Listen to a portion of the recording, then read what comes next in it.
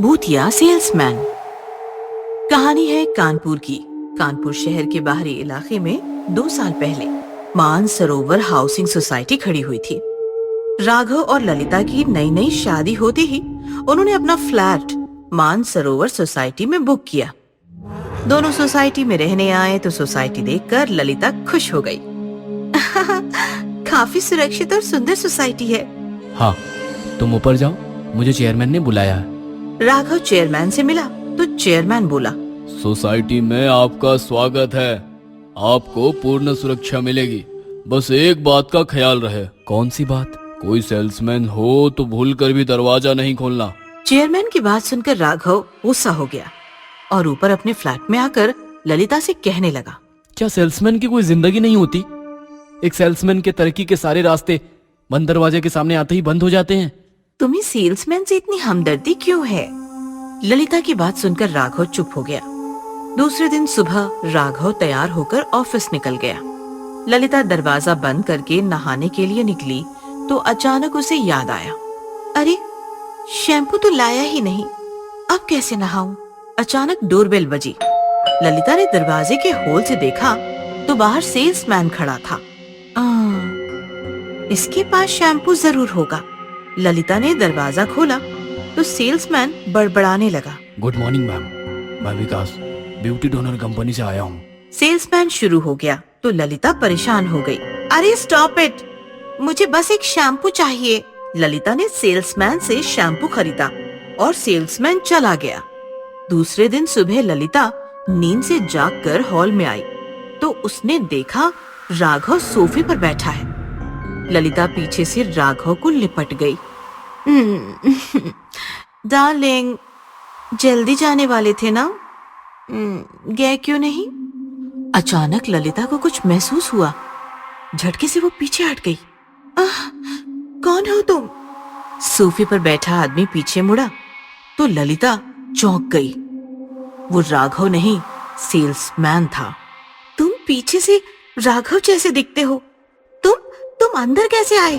जरूर राघव दरवाजा खुला छोड़ गया। दरवाजा तो बंद था। तो फिर तुम अंदर कैसे आए? जो दरवाजा एक बार मेरे लिए खुल जाए वो दोबारा बंद नहीं होता। सेल्समैन जोर जोर से हंसने लगा और हंसते हुए भयंकर भूत बन गया। भूत को सामने पाकर ललिता की जोरदार चीख निकल गई। क्या चाहते हो तुम? क्या चाहते हो? बदला। इस सोसाइटी ने मेरी जान ली है। अब मैं इसे तबाह करूंगा, एक एक करके सबको मार दूंगा।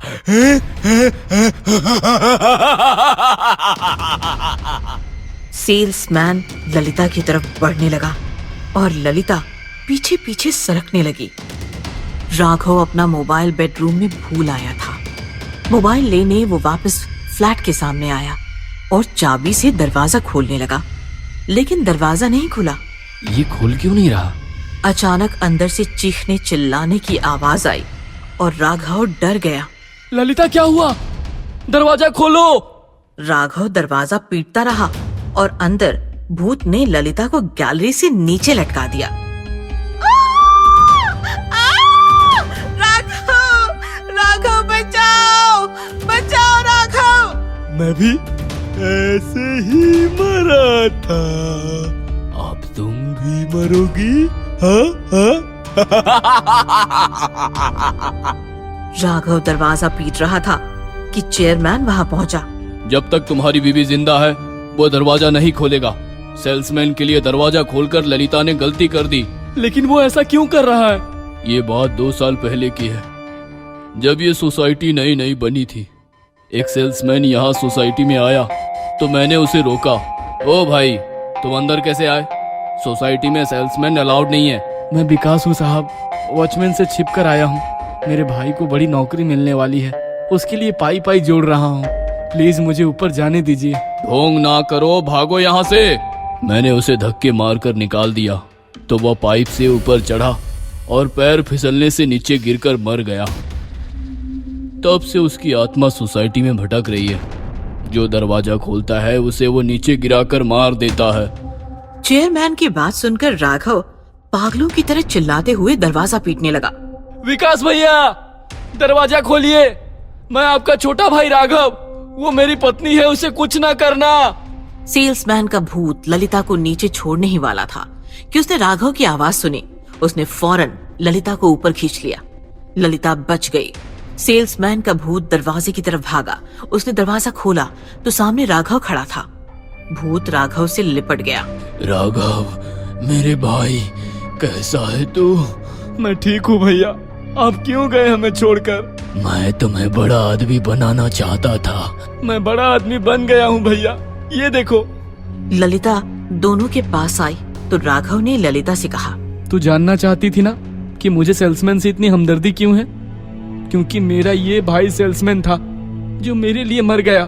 मैं एक सेल्समैन का छोटा भाई हूँ। सेल्समैन का भूत ललिता और राघव की तरफ देखकर कहने लगा, सच राघव, बहुत बड़ा आदमी बन गया तू।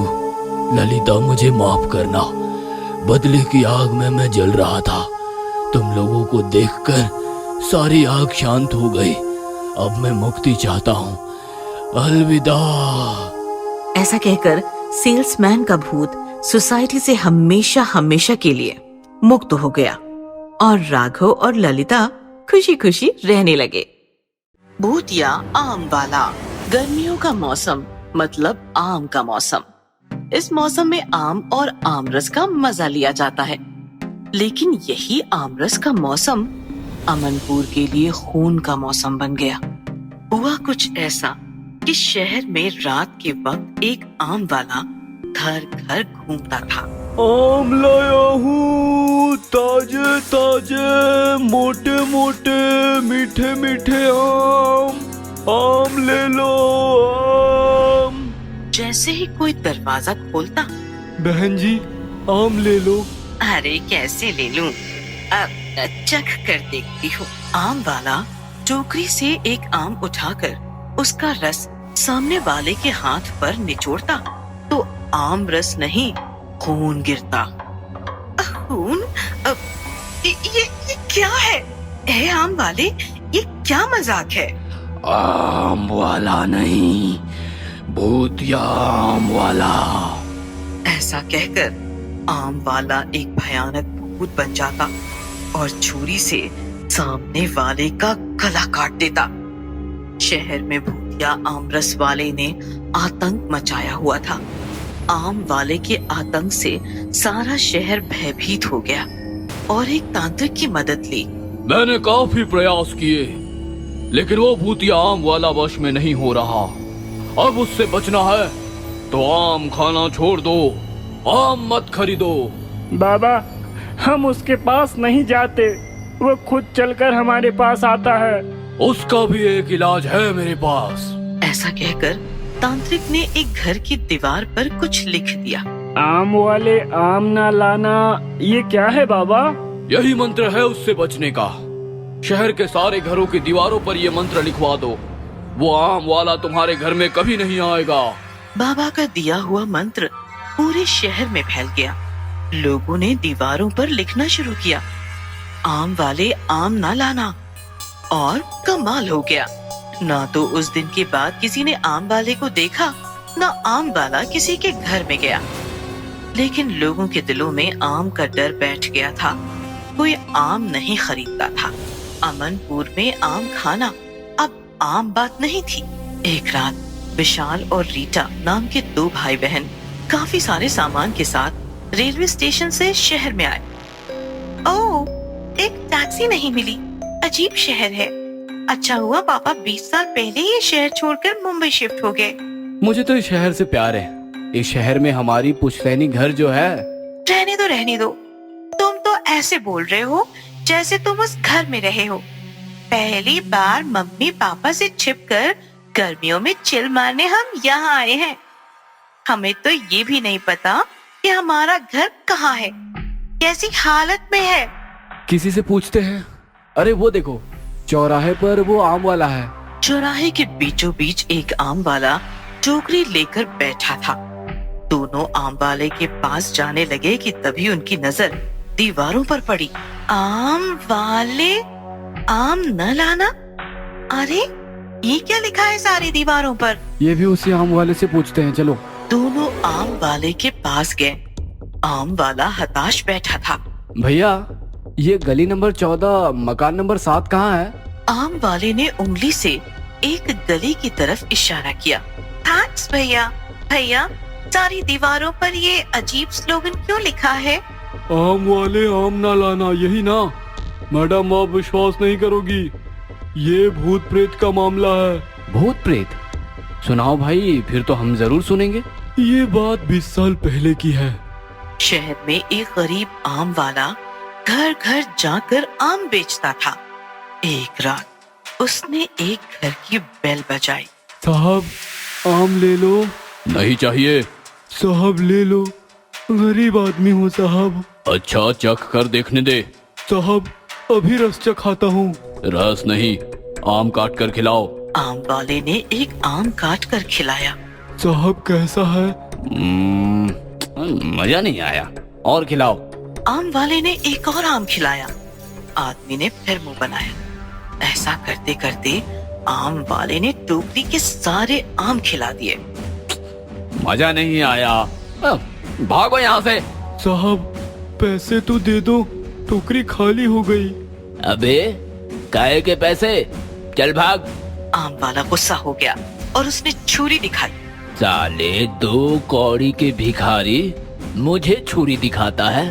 इसी छुरी से तुम्हारा कत्ल कर दूंगा। हाँ? फिर क्या हुआ? क्या होना था? उस लफंगे ने आम वाले को छुरी से मार दिया। बाद में वो आम वाला भूत बन गया और लोगों को घर घर जाकर उन्हें मारने लगा। उसी भूत से बचने के लिए दीवारों पर ये लिखा गया है। How sad. अब तो आपसे भी कोई आम नहीं खरीदता होगा। चलो कोई नहीं, हम आपसे आम जरूर खरीदेंगे। हाँ, लेकिन पहले चक्कर जरूर देखेंगे। अभी आम का रस चखाता हूँ, हाथ आगे कीजिए। दोनों ने हाथ आगे किए और आम वाला रस निचोड़ने लगा, लेकिन आम से आम रस नहीं, खून टपकने लगा। खून? ये क्या मजाक है? मजाक नहीं, बदला। घरों के दरवाजे बंद हो गए तो क्या हुआ? अब मैं सड़कों पर राज करूंगा, तबाही मचा दूंगा। ऐसा कहकर आम वाला भयानक भूत बन गया। तो विशाल और रीटा कांपने लगे। भूत! भूत! हमें छोड़ दो, हमने क्या बिगाड़ा है तुम्हारा? तुमने नहीं, तुम्हारे बाप ने। मुझे मेरी ही छुरी से मारकर मुंबई भागने वाला लफंगा और कोई नहीं, तुम्हारा ही बाप है। ये सुनकर विशाल और रीटा चौंक गए।